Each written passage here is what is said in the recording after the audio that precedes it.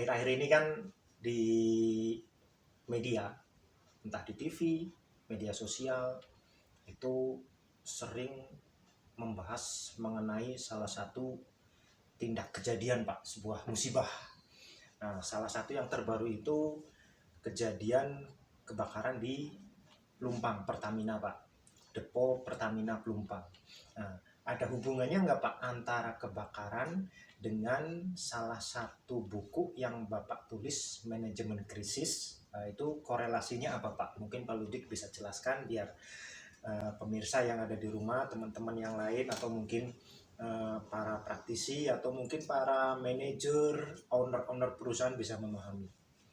Baik, selamat siang. Jadi di dalam ilmu komunikasi memang ada yang disebut manajemen krisis. Nah, komunikasi itu banyak berhubungan dengan jurnalisme. Di dalam jurnalisme dibenarkan bahwa good news is no news, but bad news is good news. Jadi ada kejadian yang kurang enak, tidak baik, bahkan ada korban, itu bagi jurnalis, baik itu jurnalis konvensional ataupun jurnalis yang sekarang dalam masa digital, itu sangat dibutuhkan mengabarkan bila ada kejadian yang kurang enak. Maka dari itu juga kejadian kebakaran Pelumpang ini tentunya harus oleh jurnalis siapapun dikabarkan, termasuk sekarang adalah mereka yang sebut di digital. Ada namanya Pak.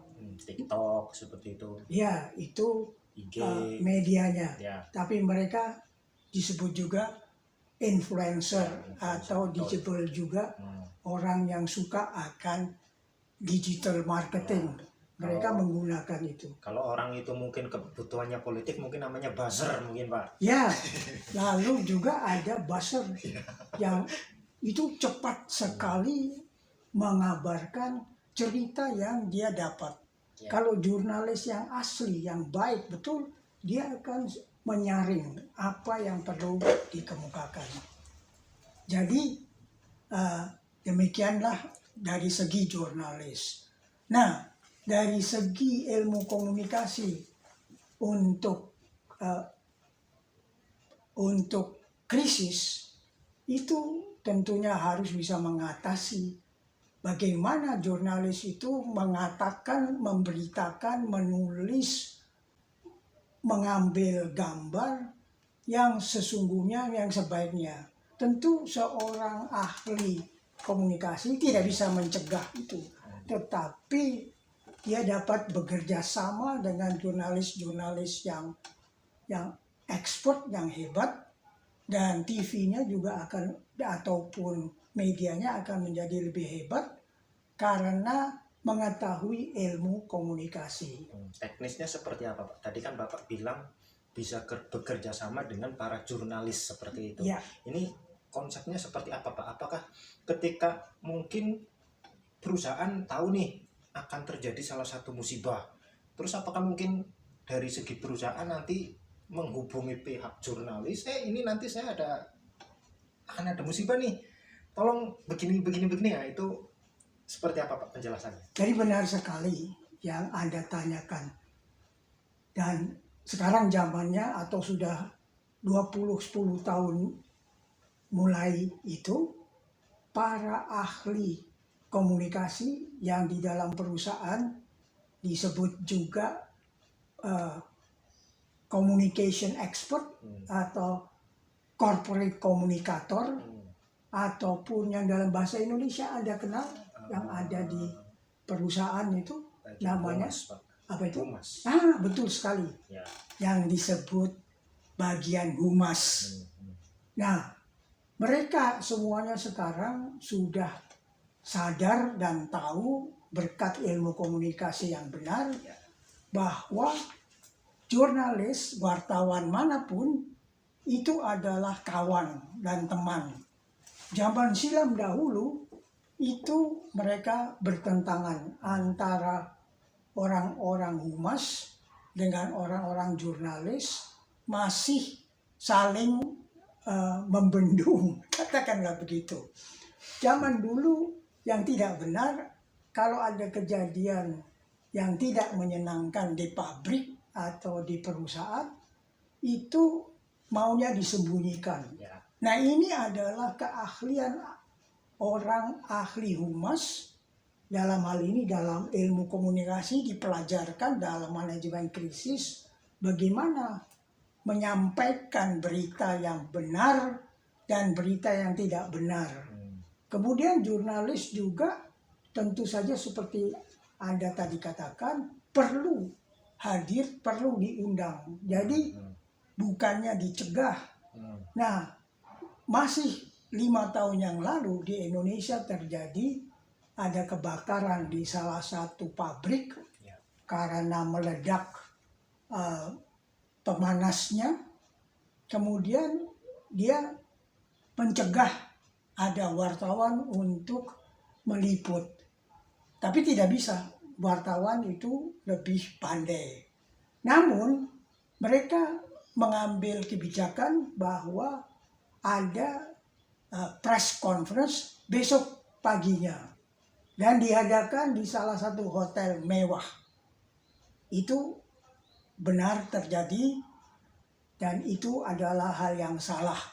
Seharusnya wartawan itu segera dikumpulkan dan ada press conference atau ada yang disebut crisis center.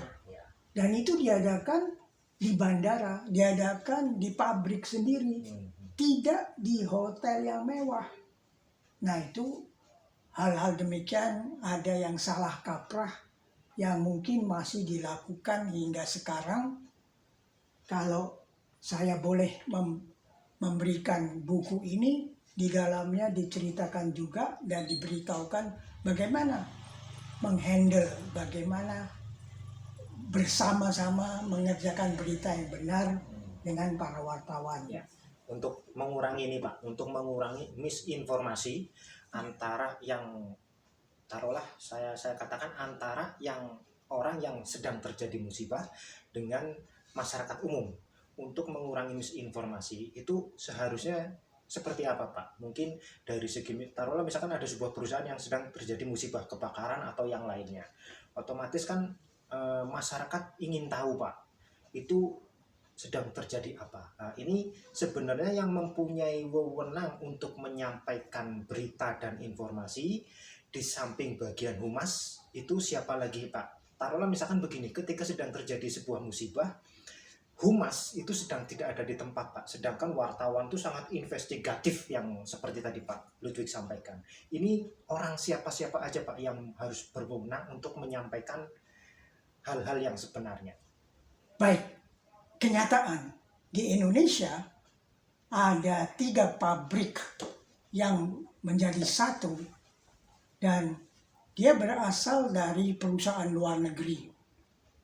Dan itu diharuskan dari perusahaan luar negeri mengikuti ada namanya modul manajemen krisis. Di dalam modul itu disiapkan orang-orang yang bertanggung jawab. Selain kepala divisi humas, yang nomor 1 seharusnya adalah direkturnya, CEO-nya. Kemudian tentu saja bagian HRD yang sekarang disebut Human Capital yang akan mengurus juga karyawan dalam, itu juga mempunyai seorang ahli yang ditempatkan dalam divisi komunikasi, bukan divisi komunikasi, divisi krisis manajemen. Jadi ada satu tim. Contoh juga yang bagus adalah di Garuda Indonesia. Mereka mempunyai satu tim dan selalu diajarkan atau diadakan training untuk menghadapi krisis manajemen, krisis di dalam bandara, krisis di udara. Maka ada satu tim. Jadi kalau salah satu berhalangan, yang lain pun sudah mendapat pelatihan, mendapat pelajaran sehingga dia sanggup menjalani. Tentu saja komunikasi kepada umum harus disampaikan, tidak boleh disimpan saja dan tidak boleh dikatakan oh ini masalah kecil. Jadi harus disampaikan apa adanya. Namun dalam ilmu komunikasi ada yang namanya the do and don'ts. Ada strateginya juga bagaimana mengatakan. Ya. Kadang kan begini Pak, kadang bukan kadang lagi sering ketika sebuah terjadi musibah, mungkin apa namanya prinsip atau apa itu, wartawan kan sangat investigatif ya Pak. Investigatif, Ya. betul. Nah, begitu ada kejadian wartawan langsung datang, mereka mungkin mencari bagian humas itu susah atau seperti apa Pak. Kadang mereka itu asal menemukan orang Pak. Misal begitu di sini ada kejadian musibah, ketemu security, ketemu office boy, langsung mereka menanyakan apa yang sedang terjadi di dalam begini-begini dan security atau office boy-nya itu pun menjelaskan itu sebenarnya diperbolehkan atau enggak Pak. Kalau misalkan tidak boleh diperbolehkan, untuk menanggulanginya itu harus seperti apa Pak dari sisi perusahaan? Nah, inilah yang betul Anda tanyakan. Bagaimana menghadapi dalam hal demikian sedangkan karyawan di dalam industri atau perusahaan itu kalau tidak tahu bagaimana. Jadi di dalam pelatihan atau di dalam simulasi itu sudah diajarkan dan siapa yang bertanggung jawab. Pada umumnya itu ada paling minimum 3 orang yang bertanggung jawab, yaitu tadi CEO, direktur sendiri, kepala divisi komunikasi korporasi atau humas, dan HRD-nya. Namun ada juga perusahaan yang sudah siap dengan 7 orang. Ada penulis PR, public relation, ada juga yang menjaga supaya artinya seperti security. Tapi sebelumnya itu semuanya diadakan suatu training agar mengetahui bahwa begitu ada kecelakaan, ada kebakaran, maka siapa yang boleh bicara. Tentu saja selain dari 3 orang yang utama ini, tidak ada orang lain yang boleh berbicara. Bagaimana menghadapi? Tentunya tidak menyatakan kepada wartawan, oh maaf saya tidak boleh bicara, tidak. Tetapi dia sudah diajarkan bahwa, baik Pak, kami akan adakan konferensi pers. Nanti kami beritahukan secepatnya. Biasanya itu dalam waktu 1 jam sudah ada konferensi pers. Seberapa penting Pak, menurut Pak Ludwig itu, seberapa pentingkah ilmu komunikasi yang hubungannya dengan perusahaan Pak? Taruhlah yang tadi kita sampaikan, yang kita bicarakan dari awal itu tentang manajemen krisis Pak. Nah, seberapa pentingkah manajemen krisis untuk corporate Pak, untuk sebuah perusahaan, dan apakah perusahaan-perusahaan di Indonesia pada umumnya itu sudah memahami atau mengerti bahwa manajemen krisis itu penting? Sebagian perusahaan alhamdulillah sudah memahami dan mengadakan training atau pelatihan secara periodik. Namun banyak perusahaan di Indonesia masih menganggap tidak penting. Ya. Yang pentingnya adalah bahwa jika penanganan sesuatu kecelakaan, kebakaran, ataupun onar yang dihadapi oleh perusahaan itu tersiarkan berita, maka itu akan mengakibatkan citra perusahaan itu menjadi jelek, image menjadi jelek.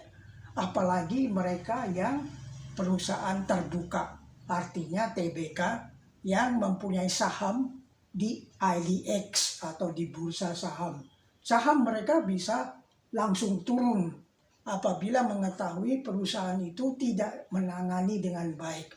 Ada contoh-contoh dalam buku ini juga bagaimana ada perusahaan yang jelek menangani manajemen krisis, ada perusahaan yang malah menjadi jago dan salesnya naik, kepercayaan naik, yang namanya adalah selain image adalah corporate itu lebih naik, sehingga mereka menjadi lebih baik di masa depan berkat semuanya mempelajari, mengetahui, mengadakan training manajemen krisis. Sejauh ini Pak, Pak Ludwig sendiri dari segi mungkin boleh disebutkan perusahaannya, kira-kira perusahaan mana aja Pak yang sudah pernah mengikuti training atau simulasi untuk menanggulangi krisis ini? Ya, yang paling meyakinkan adalah perusahaan otomotif, bukan otomotif, dia adalah cat bagi otomotif yang mempunyai pabrik yang sudah lama di Pulau Gadung.